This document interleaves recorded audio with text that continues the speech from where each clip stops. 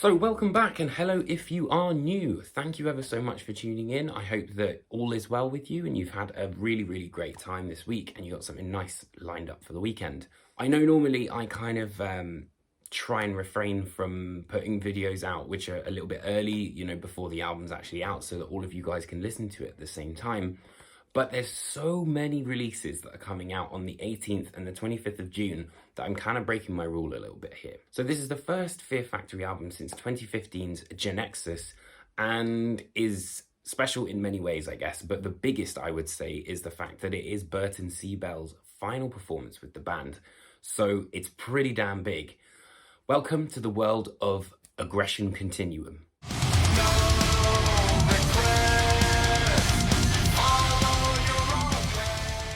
So I would say that this album is possibly Fear Factory's most cinematic in quite a long time.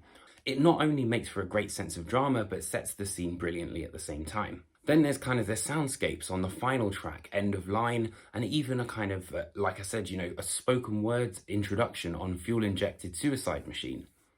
In the roar of an engine, he lost everything. I also think that there's a real sense of modernity on this album. It doesn't sound like they're sort of rehashing Demanufacture or anything like that. And a big reason for that, I think, is the sort of electronic techno sort of aspect of it, which I know might sound a little bit weird, but things like Manufactured Hope and Cognitive Dissonance, they're very interesting tracks and definitely kind of embody those sense of electronics. It's weird because they allow for a very simple melody to kind of earworm its way into you. So like, for example, Recode or Purity, they all have very strong choruses that are built around these melodies. I also think there's a great balance throughout the album. There's not necessarily too much heavy, there's not too much crooning. It's a good sort of codependence, I guess. With that in mind though, talking about crooning, I couldn't not mention Burton. And this really is, I think, his finest performance in many years. I mean, choose your pick out of the sort of crooning stuff, although a highlight for me was definitely Recode, Fuel-Injected Suicide Machine, and Cognitive Dissonance.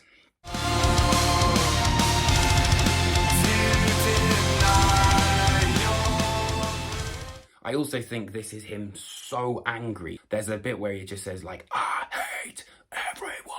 And it literally just sounds like he's screaming directly at you. Everything! I hate everything! I hate everything that I also think that the riffs have a real sense of physicality to them. And what I mean by that is, like, in Disruptor, for example, they're quite elasticy and quite bouncy, whereas Aggression Continuum is like really a lot more pummeling.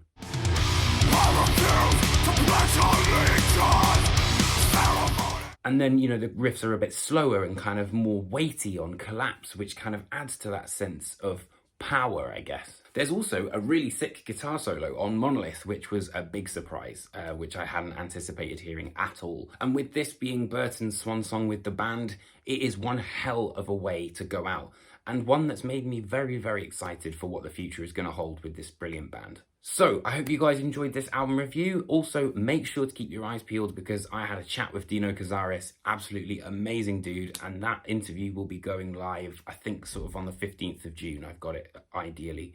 Let me know what you think of this album review. I hope you did enjoy it. And if you do feel like supporting the channel, you can do so right underneath me. There's a little link. So, thanks ever so much. Have a nice weekend, and I'll see you very soon.